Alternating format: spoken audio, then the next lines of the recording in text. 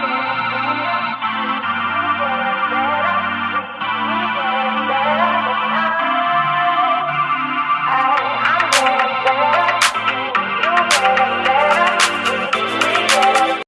back to my YouTube channel, guys. My name is V, and to all my returning subbies, welcome. We even have new subbies recently, guys. Hi, welcome. I'm so happy you subscribed. How are you? How are you feeling how are we treating you, And to anyone watching this video for the first time, hi. Please comment, like, subscribe, tell your friends about please. And today's topic is creating boundaries for yourself. In all my videos, most or majority of my videos, the one thing that keeps circling back is always boundaries, creating boundaries, setting boundaries. It's something that's very reoccurring on this YouTube channel when I do my sit down videos. So I wanted to do a separate video about boundaries, and I do hope you guys enjoy the video. Let me stop picking up my hands because the shadow, or let me try and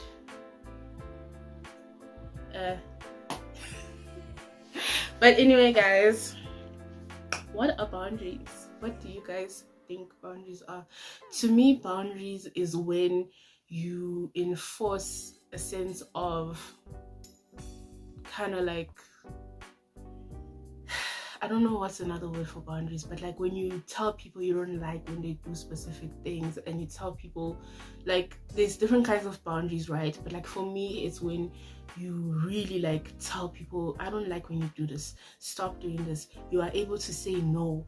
You basically like standing up for yourself and creating a space where people know that your likes and dislikes. If you don't like people touching you, you tell them, don't touch me, please. I don't like people touching me. If you don't like strangers hugging you, you stop the stranger and you're like, no, don't hug me. When your friend does something to you, you address it and you tell them you don't like how things are going. That's a boundary for me. So in definition terms, boundaries are limits and rules we set for ourselves within relationships, work, and personal space to ensure physical, emotional, and mental safety. Examples include saying no without guilt, protecting personal space, setting work-life limits, and defining physical space, such as stating, I am not comfortable with hugs. So yeah, I really did not read that before I said my own, thinking of boundaries. But basically that's what boundaries, you're setting limits and rules for yourself to say that, please don't do that. I don't like this. And it is not easy to set boundaries when you're a people pleaser. I would say throughout the years, I am 90% not a people pleaser anymore. And because I'm someone who really likes company, right? I like people around me. I like hanging out with people. So because I don't want to lose people and I want to hold on, especially since the death that has happened in my life, the major death, it has made me hold on to people so much that at some point we lacked boundaries. Like, for example, my phone. I'm very open with my phone. I think a lot of my friends, I would freely give them my password, and so I still do now, but only with friends that I really trust. Friends that I'm like, okay, yeah, that's my bestie, that's my I'm gonna give you my password. The only person that really knows my passwords is Kukrano, and that's okay. My best friend.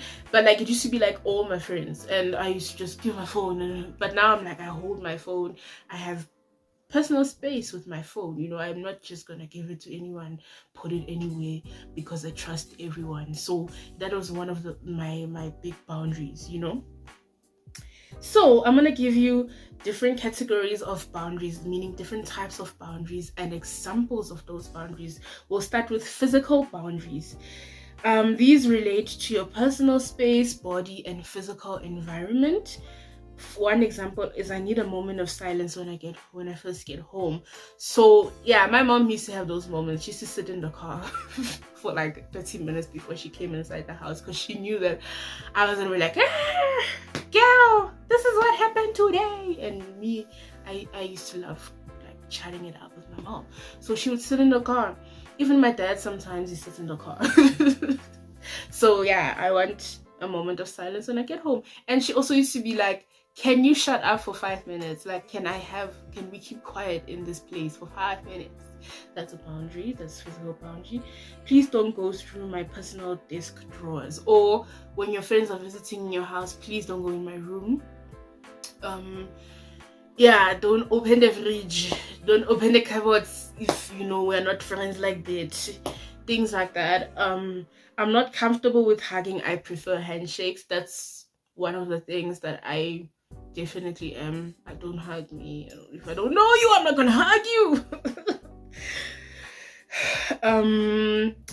I don't lend my car to anyone. Please don't borrow your cars, guys. Please don't borrow anyone your car. Don't do that. People are naughty. You will borrow someone your car, call them and ask them where they at, and they'll tell you they're in the taxi. They'll explain everything when they get home. Don't you know? So those are examples of physical boundaries. Emotional boundaries. These separate your feelings and responsibilities from others. First example is I can't take on your emotional stress regarding the situation right now.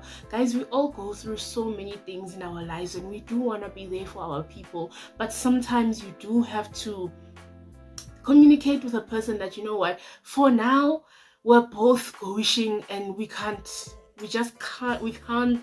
listen to each other's problems. Like, let me fight my battle first and then I'll help you fight yours and I'm good. Sometimes it's not easy to tell someone that because it seems like you're trying to shut them down or invalidate their feelings. But when you do have healthy relationships with your people, they will understand that, you know what, like sometimes my best friend, me and her, we go at each other a lot for fun. You know, sometimes we each other. When we start and she's not in a good mood, she'll be like, listen, not today. Today? No, not today. We're not doing that today. You know, that's an emotional boundary.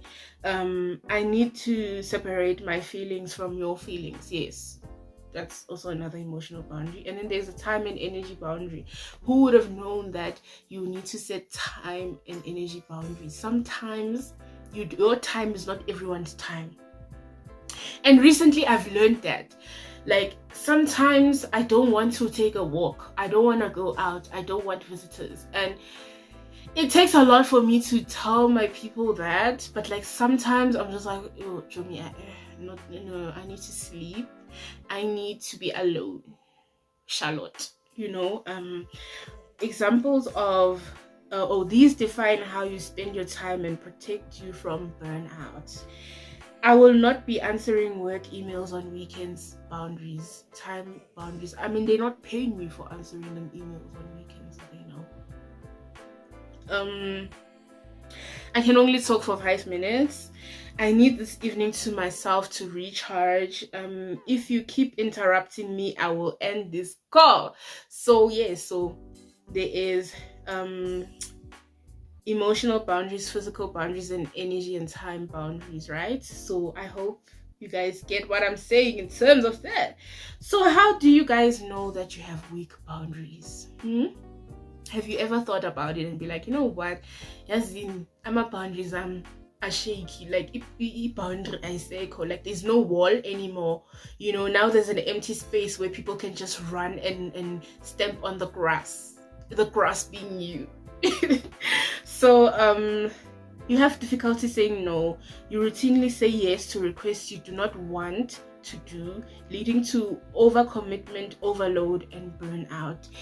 Guys, let us learn to say no. Let us learn that when someone asks something of you, you evaluate how you're feeling at that moment in time, and you pick up your courage and say, friend, no, I don't want that. You know, like, let's not do that. You know, let's do something else another time, not right now.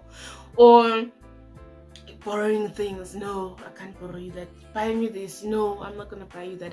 I really have a tough time saying no sometimes. Like, I don't like disappointing someone or rejecting someone, mainly because maybe I struggle with rejection too.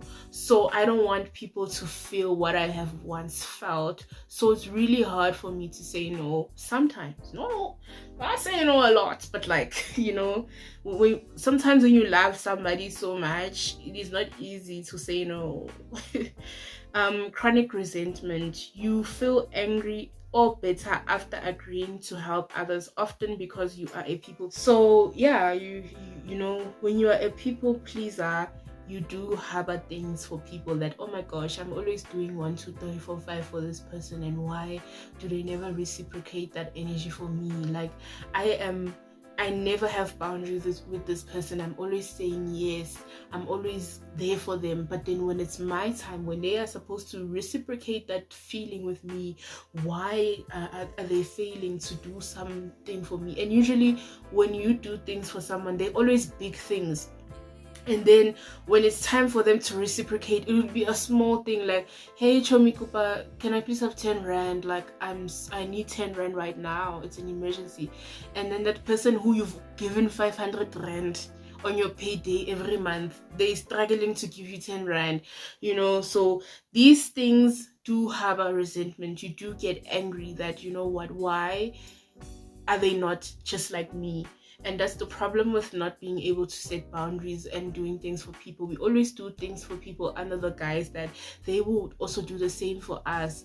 But like, we really need to reevaluate the people in our lives, and if really they are going to do the same things that we do them for us, do for them for us. Yeah.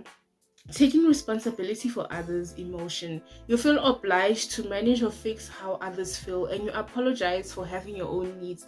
I'm sorry. You sit down. Oh, Chomi, I'm sorry. Am I disrupting your bed? You move. Oh, Chomi, Oh, Chomi, am I eating too much? That is taking responsibility. You're trying to shield others' emotions. You're trying to not get yourself in trouble for feeling, for being yourself.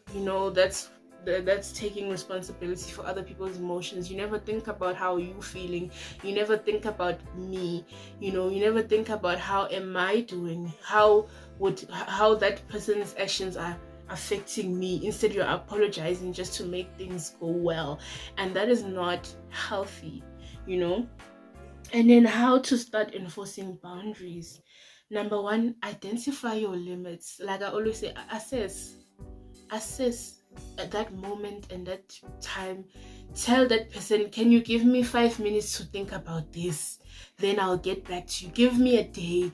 Assess your feelings, assess the environment, assess that time, whatever's happening in your life. Will you have the capacity to handle other people at that time? Do you have the capacity? In terms of identifying your limits, before you enforce a boundary, you must know what it is.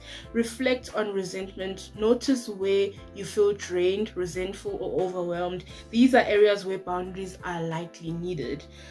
Define your needs. Be specific about what you need to feel comfortable, safe, and respected. Start small also.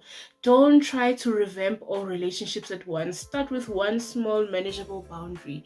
Boundaries take a while. Guys, boundaries are like it's an emotional thing, for you to be able to set boundaries. It starts here and here, in your head and in your heart, where you just like, as of this year, I am going to set boundaries. Like with me, don't shout at me. Don't shout at me. I will hang up the phone. I will close the door. I will kick you out of my house. I'll stop talking to you if you shout at me. We can all have constructive conversations without yelling, hey? Once the octave reaches a point where you are not Whitney Houston and you're not singing and you're yelling, oh, you've lost me. Shouting is a trigger for me. So I always tell people that don't shout at me. Talk to me properly. One thing about me, I don't struggle with accountability. I will apologize where you feel I'm wrong, and I will explain, and we'll have a nice conversation. But yelling, no ma'am. Number 2 is communicate clearly and directly. Boundaries should be communicated directly and respectfully, not aggressively or through hints. Guys, you being snacks and passive aggressive, and it's not gonna show someone that when I over the boundaries. It's not gonna show a person that they need to respect your boundaries. You need to tell them. You need to talk. Don't do my hints. Guys, not everybody can read between the lines. You need to talk. You need to say. Use I statements. Focus on your feelings and needs. Examples: I feel overwhelmed when I have too many tasks. I need to say no to additional requests now. Boundaries are basically you being selfish in a good way. They're not you being selfish. If a person says you're selfish for enforcing boundaries, it's because they are selfish themselves. They want you to feed their desires and all those things. And then number 3 is establish and enforce consequences. A boundary without consequence is merely a request. Decide ahead of time what you will do if a boundary is ignored. So in terms of establishing boundaries, set logical consequences if the boundary is broken. You must follow through with action to show you mean it. So like I said, when someone yells at me, I hang up the phone. If they're yelling at me over the phone, I will kick you out, or I will tell you, do not yell at me. Talk to me nice or leave my house. Or talk to me nice, I'm going home. Or talk to me nice, I'm walking away. Be consistent. If you allow a violation once, you teach others that the boundary is negotiable. If it is not okay today, it shouldn't be okay tomorrow. So sometimes when we are trying to enforce boundaries, we have a moment where we overlook. Yesterday you told someone, don't yell at me. Today they're yelling at you, you are taking it.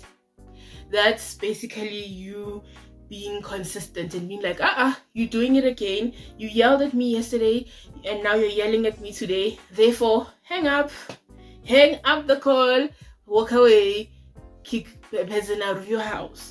No. A person hugs you, you tell them, please don't hug me, I don't like hugs. Then the next day they hug you to test if you don't like hugs. When are you still hug the person because you've given up? Never ever give up on setting boundaries, guys. Don't give up. People will always try and test you. Always, they will try and test you and poke you and prod you, but just make sure you stand on business.